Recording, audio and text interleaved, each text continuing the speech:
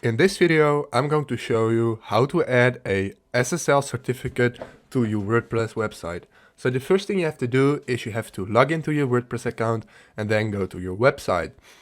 Once you're logged in, you have to go to the dashboard, and as you can see, I don't have an SSL certificate yet installed. So what you want to do, you want to go to plugins and then add a new plugin.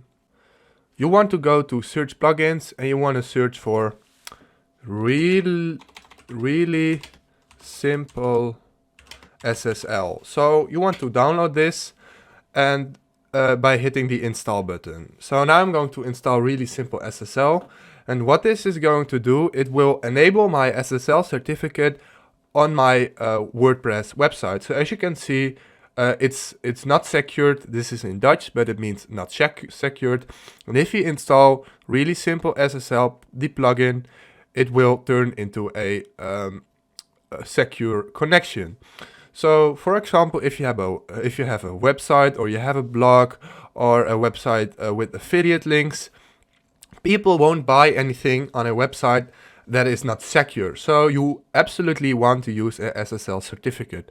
My really simple SSL plugin has installed, so I want to activate it. And by activating, you will get a secure connection. So why do you want to do this with this plugin and not with any other plugin? Because this one is 100% safe and it has the most uses, so the most downloads. So when you go to really simple SSL, you can go to settings of really simple SSL, and as you can see, SSL is not enabled yet. So you have to click on go ahead, activate SSL. So when you hit this, it will activate your SSL certificate. If you get any of these warnings, that doesn't really matter. You don't have to do anything with this. Especially this one, you can just hit the X button, and that doesn't do anything. And now I've enabled the SSL on my site, and as you can see, my connection is secure. So if you want to install your SSL on your website and you don't know how to do it, this is the way how you have to do it.